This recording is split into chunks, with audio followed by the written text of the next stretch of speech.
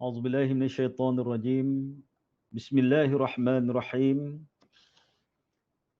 الحمد لله الذي نحمده ونستعينه ونستغفره ونعوذ بالله من شرور أنفسنا ومن سيئات أعمالنا من يهده الله فلا مضل له ومن يضلل فلا هادي له والصلاة والسلام على أشرف الأنبياء والمرسلين وعلى آله وصحبه أجمعين سبحانك لا علم لنا إلا ما علمتنا إنك أنت العليم الحكيم رب اشرح لي صدري ويسر لي أمر واحلل عقدة من لساني يفقهوا قولي السلام عليكم ورحمة الله وبركاته. Pertamanya marilah sama-sama kita mengucapkan syukur kita kepada Allah Subhanahu Wa Taala kerana dengan limpah kurnianya dapat sama-sama pada malam ini kita diberikan kesempatan dan kelapangan untuk bersama-sama berkuliah secara online ni, walaupun ada beberapa tempat yang sudah pun dibenarkan kita mengadakan kuliah di masjid-masjid, di surau-surau, tetapi hanya kalau di Selangor ni hanya baru di masjid-masjid. Surau-surau tidak dibenarkan lagi. Tapi tak apalah, kita gunakan kaedah ini, mudah-mudahan dengan cara yang seumpama ini juga memberi manfaat kepada kita semua tuan-tuan dan puan-puan. Jadi kuliah malam ni adalah tajaan daripada Surau Ibn Sina Seksyen 15 Bandar Baru Bangi dan akan membicarakan kitab Fiqh Al-Awlawiyat ataupun kitab Fiqh Keutamaan. Ya, jadi kitab ni telah pun lama kita pelajari di surau dan insya-Allah kita akan sambung pengajian kita dalam bab keutamaan dalam perkara-perkara yang diperintahkan. Keutamaan dalam perkara-perkara yang diperintahkan. Kalau ada kuliah yang kita yang lalu, tajuk kita tindakan yang salah mengutamakan sunnah dan melalaikan wajib. Ya, tindakan yang salah ialah bila mana mengutamakan perkara sunnah dan melalaikan perkara yang wajib. Nah, ini antara perkara-perkara tindakan yang orang kata menjadi kesilapan kepada orang Islam. Ya, bila mana mereka kadang-kadang lebih utamakan perkara yang sifatnya sunat daripada perkara yang sifatnya wajib. Ini kesilapan. Ya, antaranya banyaklah yang disebutkan di sini. Ya, contohnya orang yang bangun malam. Bukan nak kata bangun malam ni tak bagus, bagus. Ya, bangun malam solat tahajud bagus. Ya, tetapi dia mengambil masa yang begitu lama. Pukul 3 pagi dah bangun dah. Sampai subuh. Tidur tu 2 jam, 3 jamnya. Ya. Bila besok pagi dia masuk pejabat, bekerja dalam keadaan dia lemah lesu. Dalam keadaan dia tak larat, tidak bermaya. Sedangkan pekerjaannya itu dibayar gaji. Ya, pekerjaannya itu dibayar gaji. Dia pula bekerja dalam keadaan tak larat. Tidur lebih banyak daripada bekerja. Kan? Banyak kerja-kerja yang tak dapat disiapkan. Banyak kerja-kerja yang tak dapat dilaksanakan kerana keletihan, kelesuan beribadat malam. Ini satu kesilapan. Ya, bila mana mereka ini mengutamakan perkara-perkara yang sunat. Sedangkan bekerja. Sebab bekerja ni kita mencari nafkah untuk orang yang kita tanggung. Jadi kalau ada orang yang kita tanggung, maka pekerjaan itu menjadi wajib. Nampak tak? Jadi utamakanlah perkara yang wajib. Ya, jadi ini antara contohlah. Contoh termasuk jugalah memakan harta orang lain dengan cara yang batil, iaitu gaji dan upah yang diterimanya setiap bulan. Termasuk jugalah dalam perkara-perkara tersebut. Bila mana dia utamakan ibadat semata-mata, sedangkan gaji upah yang dia terima itu hasil yang sepatutnya dia terima setimpal dengan pekerjaannya. Baik. Begitu juga dalam perkara-perkara yang berkaitan dengan contoh-contoh yang telah saya sebutkan pada kuliah yang lalu. Jadi pada malam ni kita sambung perbahasan kita yang berkitab ni muka surat 155, ya, pandangan bernas Imam Ar-Raghib Al-Asfahani. Ya, pandangan bernas daripada Imam Ar-Raghib Al-Asfahani. Baik, kita baca dulu kitab ni. Para ulama telah bersatu pendapat bahawa amalan-amalan sunnah tidak akan diterima Allah Subhanahu Wa Taala sehingga amalan-amalan wajib dan fardu dilaksanakan. Imam Ar-Raghib Al-Asfahani telah melakukan perbandingan antara amalan-amalan ibadah fardu dan amalan-amalan sunnah. Katanya, ini kata-kata Imam Ar-Raghib Al-Asfahani. Ya, ketahuilah bahawa ibadah itu lebih luas pengertiannya daripada sekadar amalan sunnah. Setiap amalan sunnah adalah ibadah. Namun, bukan setiap ibadah adalah sunnah. Tu dia. Nampak tak tuan? Apa katanya tadi? Setiap amalan sunnah itu, ya, benar. Itu adalah ibadah. Ya, kita sembahyang tahajud, kita berzikir, kita bermunajat dan sebagainya. Ya, itu ibadah. Namun, bukan semua bentuk ibadat itu dia jadi sunnah. Itu kita faham. Perbezaan antara keduanya ialah, bila kita tengok perbezaannya. Dalam ibadah ada perkara-perkara fardu yang sudah jelas batas-batasnya. Dan sesiapa yang meninggalkannya bermakna telah melampau dan melakukan kezaliman ke atas dirinya. Sedangkan perkara-perkara sunnah tidaklah demikian. Benda yang sifatnya fardu, benda yang sifatnya wajib tadi, benda yang telah ditentukan, yang telah jelas. Ya, hukum hakamnya, rukunnya, perkara yang membatalkannya dan sebagainya lagi. Nampak tak? Benda yang dah jelas. Benda yang tak boleh kita nak tukar. Masanya, kan? Cara melaksanakan ibadah tersebut, semuanya telah pun ditentukan. Tidak boleh orang kata kita nak buat cara kita sendiri. Berbeza dengan perkara-perkara yang sifatnya sunnah tadi. Kalau kita nak buat pun boleh, tak nak buat pun tak apa. Itu nama dia sunat. Nampak tak? Nak buat boleh, tak nak buat pun tak apa, tak ada masalah. Tak nak buat, tak nak buat sudahlah. Bukan wajib pun. Nampak tak? Jadi maknanya, begitu juga cara melaksanakannya pun ada kalanya boleh 2 rakaat, ada kalanya nak buat 4 rakaat boleh, nak buat 8 rakaat pun boleh, nak buat 12 rakaat pun boleh. Contohnya pada ibadat-ibadat solat sunat yang tertentu. Boleh buat, tapi yang wajib tak boleh. Sembahyang maghrib tadi, kita buat 3, hari ni rasa nak buat 5. Besok kita buat 7 ya. Minggu depan kita buat 12. Ikut-ikut tak boleh. Tak boleh, tuan-tuan. Nak ikut tak boleh sebab dia dah ada peraturannya, dah ada hukumnya yang tersendiri yang tak boleh nak diubah. Itu perkara yang wajib. Berbeza yang sunat tadi. Kan? Apa saja yang sunat ni dia fleksibel. Sedekah, perkara sunat. Ada orang dia nak sedekah RM1, ada orang nak sedekah 5 kupang, ada orang nak sedekah RM100, ada orang nak sedekah RM1000. Tak terpulang. Nampak tak? Tidak diwajibkan. Berbeza dengan zakat. Nampak tak? Zakat adalah ibadah yang wajib. Yang sudah ada ketentuannya. Hadnya. Yang perlu dibayar. Berapa banyak nak kena bayar ni?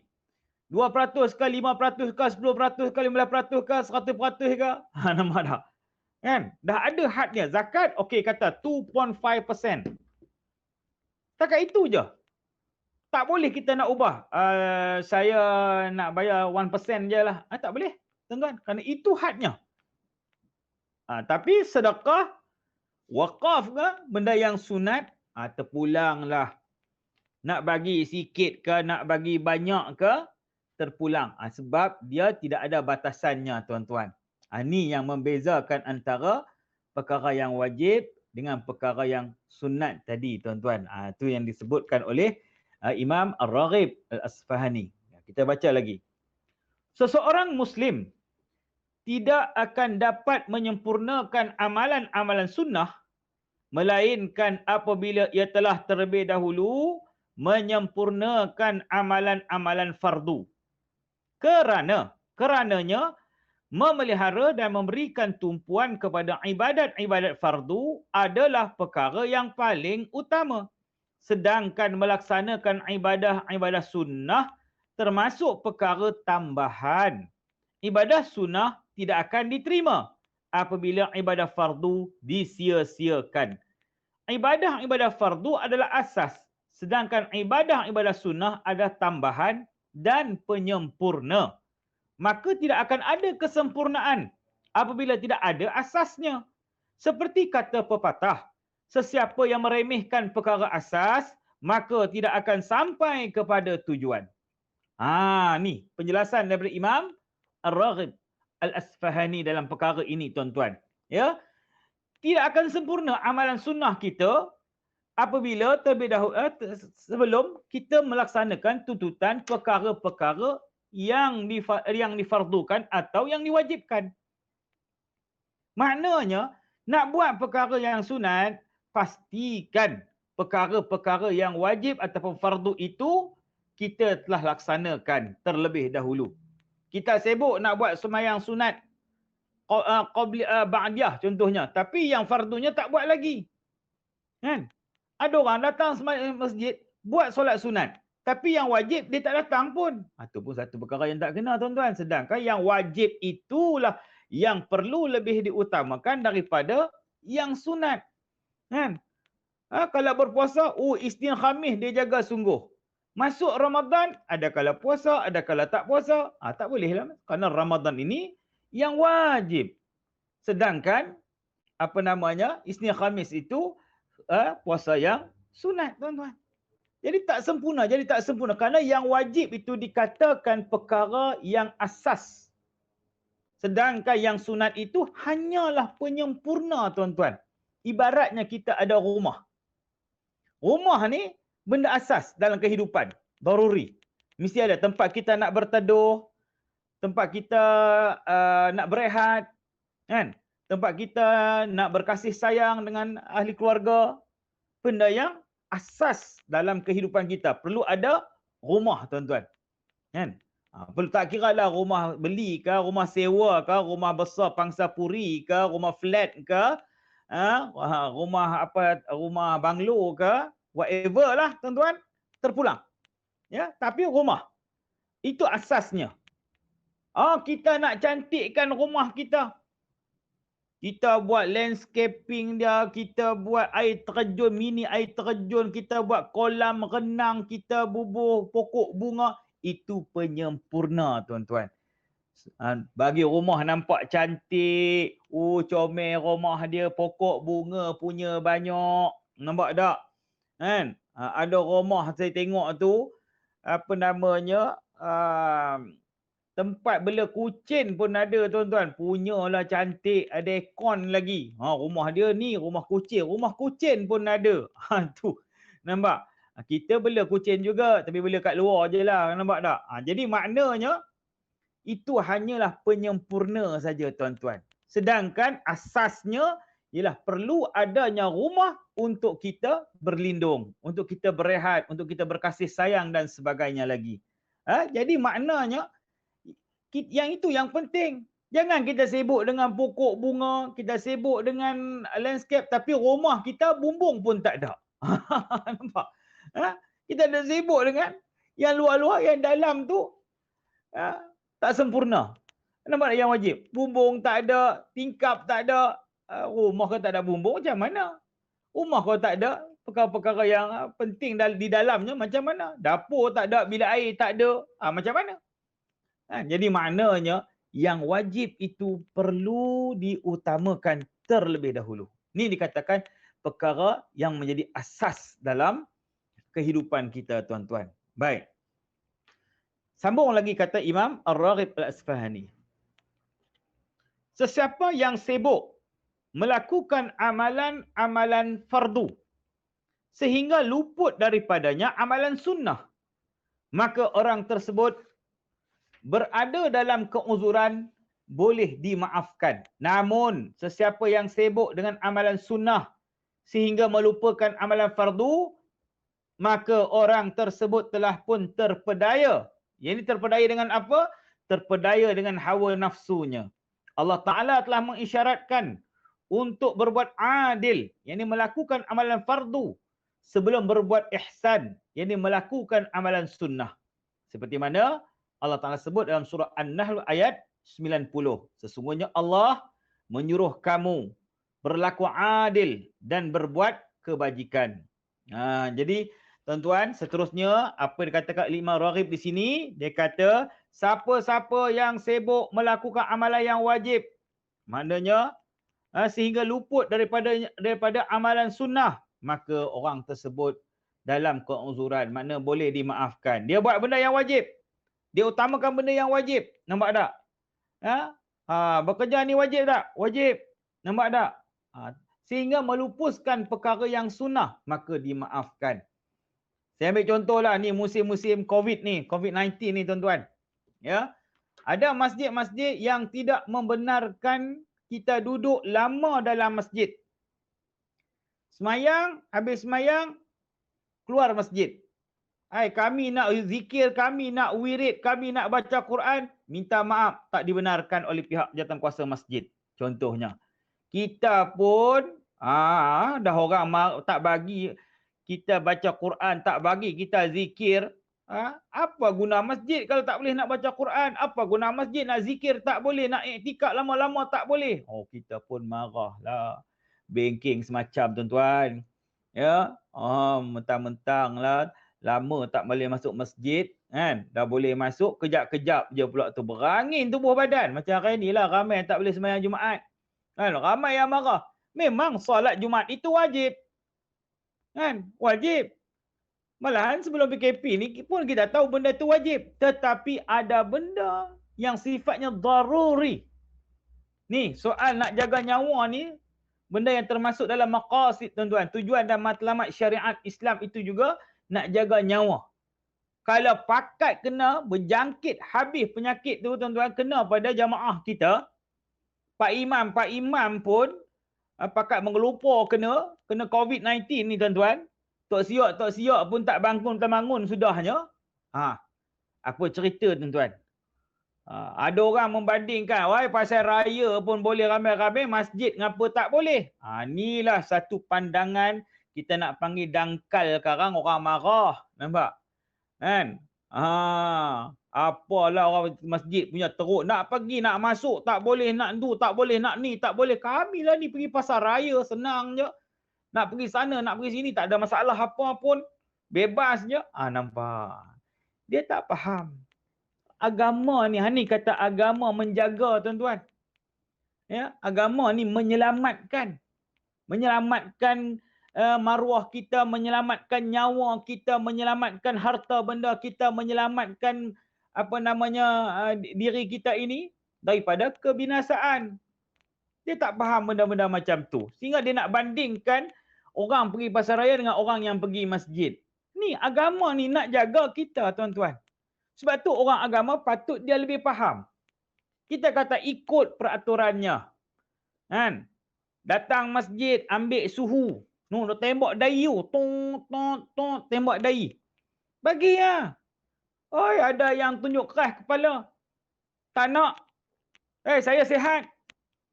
Kan? Dah ini peraturannya. Ketidak orang tak ada saja-saja nak buat peraturan. Ada musabab. Ikutlah. Pihak surau suruh, okey, sebelum masuk tembak dulu. Okey, bawa tikar sejadah sendiri. Ambil wuduk siap-siap. Kan? Basuh tangan, sanitizer dulu. Daftar dalam buku. Nampak tak? Sebab itu peraturannya. Supaya terjamin. Ni nyawa umat Islam ni, orang pergi masjid, orang pergi surau ni, terjamin. Macam hari ni, kenapa kita ada online macam ni? Sebab nak jaga ni lah, nak jaga nyawa manusia ni tujuannya. Bukan saja-saja kita tak nak pergi. Saya nak pergi surau tuan-tuan. Saya nak pergi surau tuan-tuan. Boleh berkuliah, boleh berceramah dan sebagainya. Tapi masa ini tak mengizinkan. Kerana berbahaya bila berlaku perkumpulan ramai-ramai, maka mungkin akan terjadi semula. Ada beberapa negara yang telah terjadi semula wabak COVID-19 ni tuan-tuan. Kita tak mau benda ni berlaku. Kita dikenali dunia sebagai negara umat Islam, negara Islam yang berdisiplin. Sehingga hari ini kita telah mencapai satu tahap yang membanggakan dalam menjaga wabak ini terus merebak, tuan-tuan. Alhamdulillah, hari ini masjid telah, surau telah pun mula dibuka kepada kita. Step by step, sabar. Minggu lepas boleh sembahyang Jumaat 40 orang. Sabar, tuan-tuan. Alhamdulillah. Yang tak dapat tu frah, tuan. Bukan frah biasa-biasa, frah menonggeng ni. Saya kecewa sangat pergi masjid, tak boleh nak sembahyang, tak dibenarkan masuk masjid. Tak apa. Ya, ini langkah-langkah yang kita buat untuk menyelamatkan anda yang sebenarnya. Ya, baliklah sembahyang zuhur. Bukan tak sah-sah, tuan-tuan. Ya, insya-Allah buat masa ni. Hari ini dibenarkan 500 orang. Ada surau Jumaat dibenarkan 40 orang. Ini saja kebenaran yang diberikan kepada kita. Maka ikutlah. Mungkin minggu depan insya-Allah akan bertambah bilangannya. Ya, insya-Allah. Jangan dah boleh kebenaran datang masjid dibuka seluas-luasnya pula. Besok pakat tak datang pula. Tu yang kita takut. Bila kita benarkan, pakat tak datang. Bila tak dibenarkan, nak datang sangat. Bila kita buka pintu seluas-luasnya, tak mari-mari juga. Yang mari tu regular customer. Kita nak tengok nanti. Ya, lepas dibenarkan buka masjid dan surau-surau ni sepenuhnya, kita nak tengok ramai ke tak ramai yang datang ni. Ke muka-muka tu juga. Kalau kena muka tu juga, takut Tuhan datang baliklah COVID-19 ni. Nampak tak? Ya, tak ada rasa rindu ke? Nak pergi masjid, nak pergi surau. Tu yang pelik sangat tu. Oh, rindu, tuan-tuan. Siapa hari ni yang dapat sembahyang kat surau, rasa seronok sangat tu. Rasa seronok sangat, tuan. Kenapa dapat sembahyang semula di surau-surau, di masjid-masjid. Dapat dengar kuliah balik. Seronok. Besok saya mula berkuliah di Masjid Al-Hasanah, tuan-tuan. Ya, Bandar Baru Bangi. InsyaAllah besok pagi subuh. Jadi maknanya, itu permulaannya. Mengikut SOP-nya. Jangan duduk rapat-rapat. Kenapa? Kita ikutlah peraturannya. Tak ada masalah, tuan-tuan. Ini langkah-langkah. Setelah berbulan-bulan kita tak boleh berkuliah. Kita tak boleh nak datang masjid lagi sebelum ni. Ni dah boleh dah. Jadi maknanya kita perlu utamakan kerana ini perkara yang sifatnya fardu, daruri, benda yang wajib, mesti, tuan-tuan. Jangan kerana kita sibuk nak wirid juga, nak zikir juga dalam masjid. Apa ni dah boleh masuk masjid kejap je. Nampak? Ikutlah peraturan dia. Ada masa esok wirid lah 24 jam pun. Saat ini kita tak benarkan. Ikut peraturan. Jangan keras kepala sangat. Ada yang kata ikut kepala dia sendiri, tuan-tuan. Tak peduli dah. Ya, pihak kuasa masjid apa Nabi dilawan. Baru-baru ni saya dengar kes.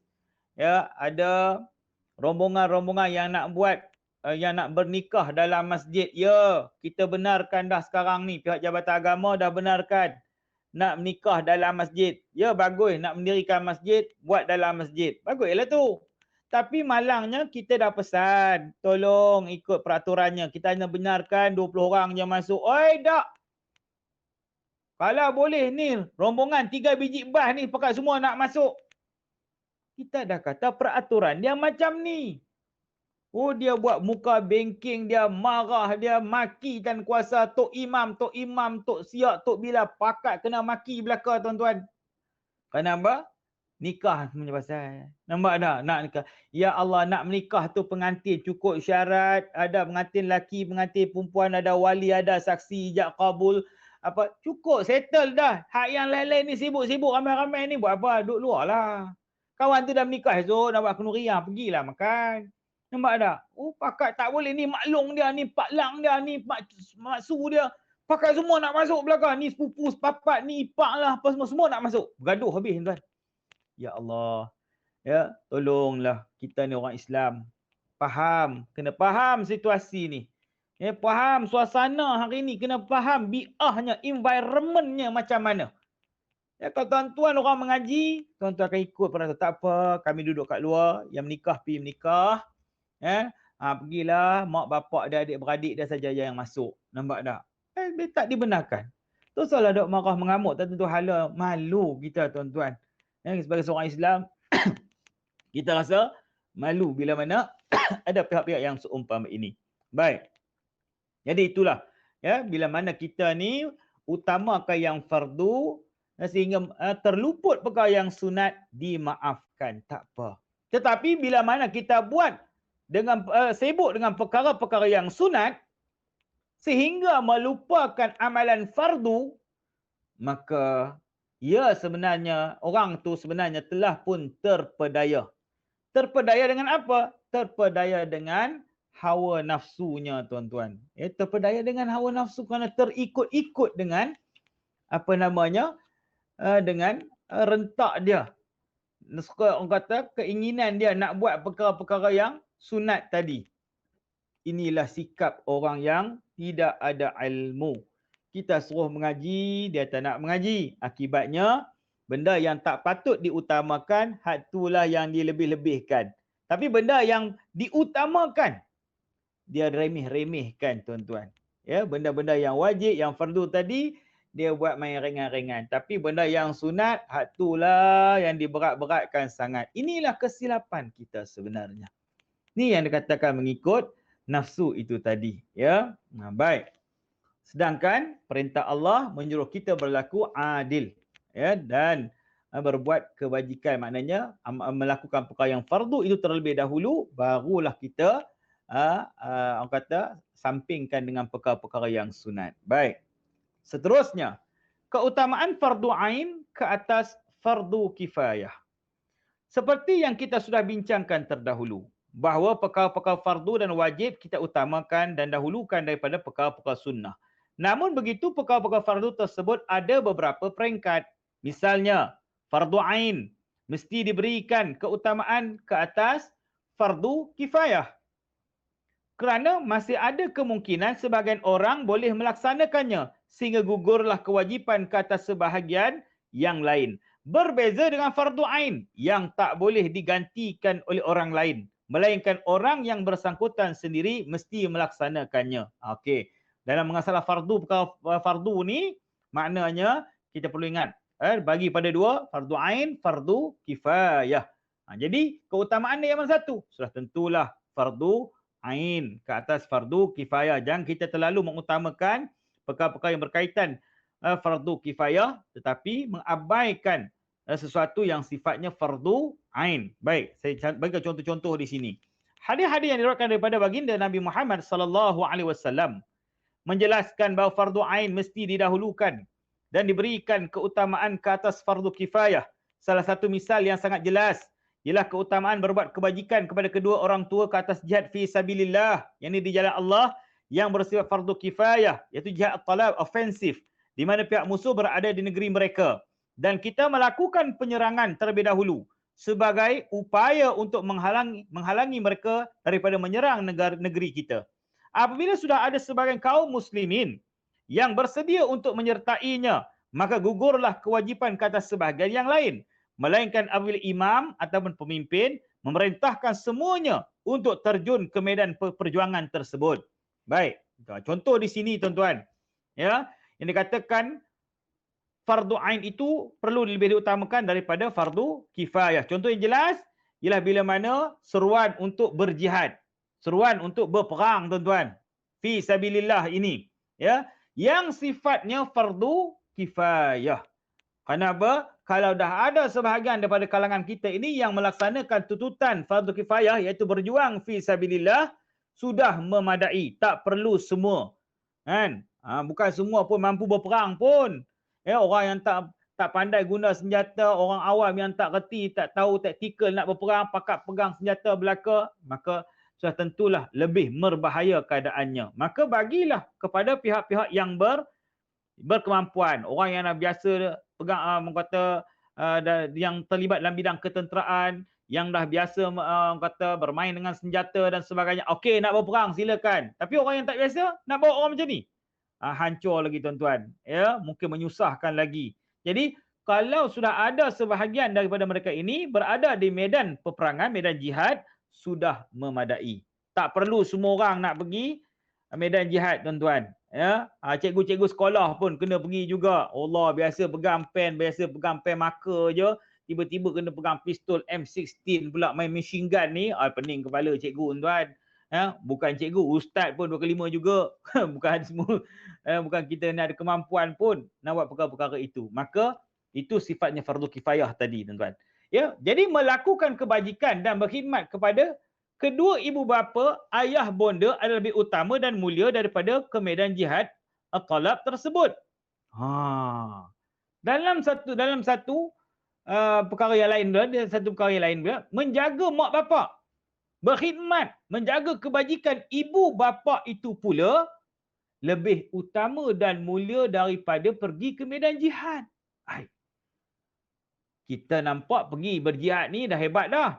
Tapi ianya sifat fardu kifayah.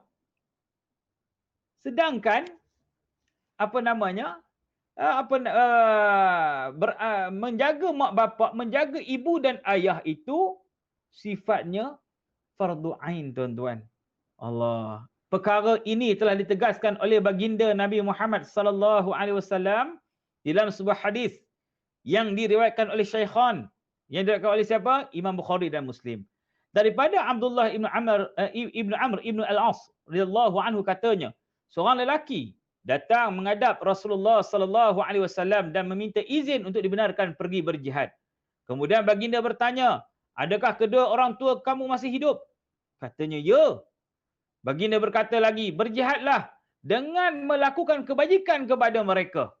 Berjihad apa? Jihad kamu jaga mak bapak kamu tu. Nabi tanya dulu, "Oh, kamu nak berjihad?" "Ya." "Semangat ni nak berjihad ni. Nak menentang musuh Islam ni." Semangat.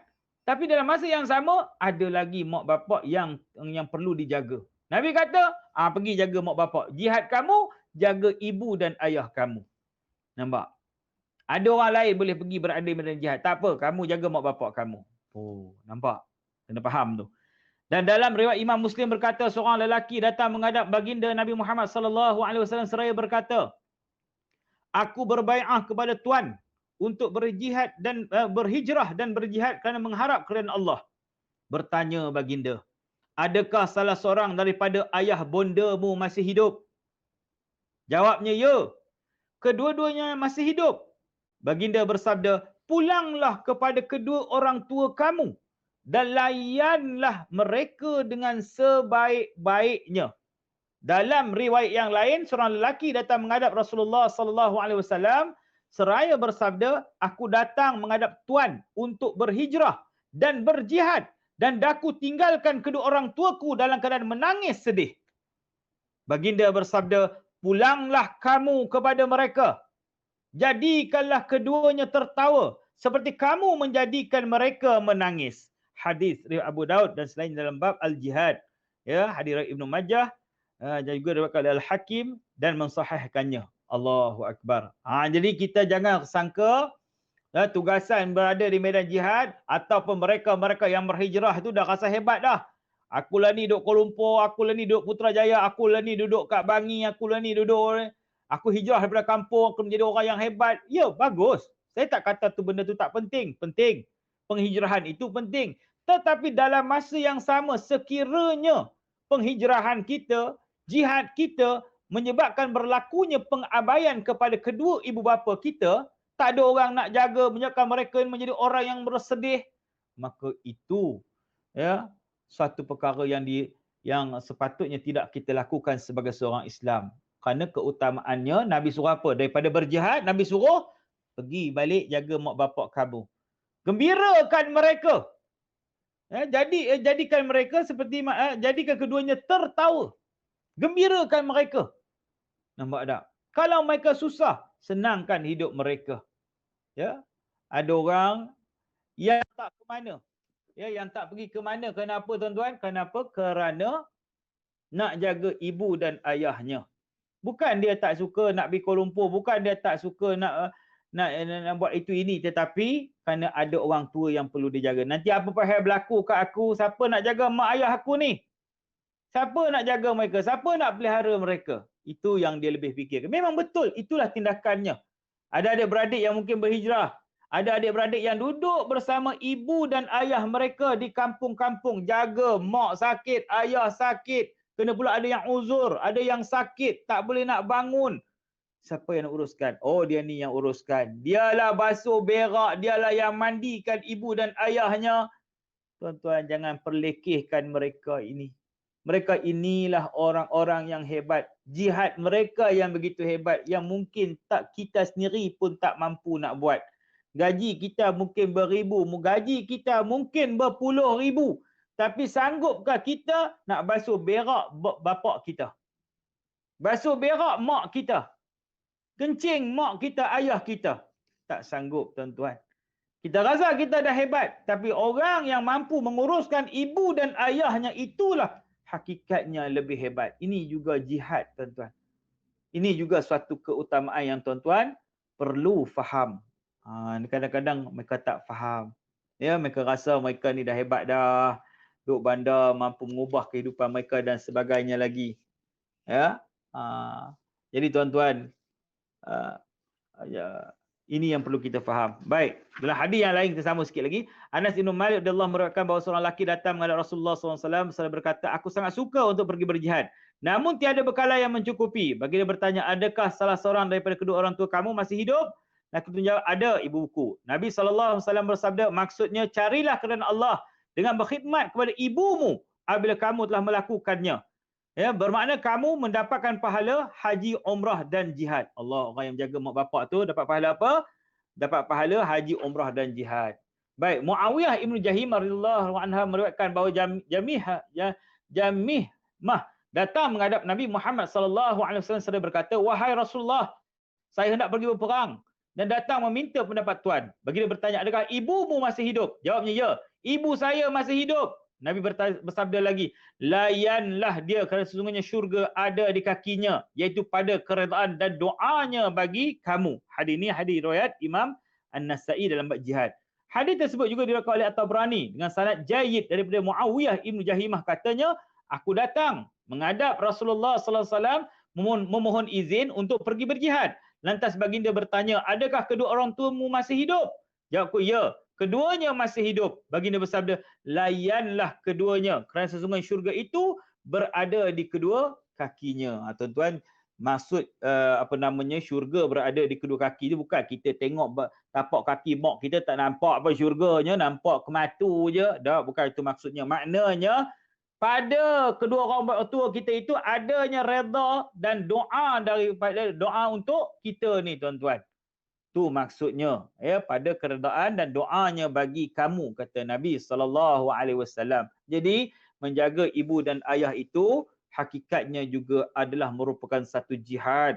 Malahan jihad yang perlu lebih diutamakan daripada jihad berada di medan perang tuan-tuan. Jadi ini dikatakan perkara yang menjadi fardu ain, yang perlu lebih kita utamakan daripada perkara yang sifatnya fardu kifayah tadi tuan-tuan. Jadi kerana masa pun telah pun masuk Isya, sekadar itu sajalah orang kata sikit sebanyak peringatan untuk kita bersama dalam pengajian kita Fiqh Al-Awlawiyat ini. Terima kasih kepada pihak surau Ibn Sina Seksyen 15 Bandar Baru Bangi di atas kesempatan ini. Mudah-mudahan memberi kebaikan, diberkati oleh Allah Subhanahu wa taala. Wallahu a'lam. Assalamualaikum warahmatullahi wabarakatuh.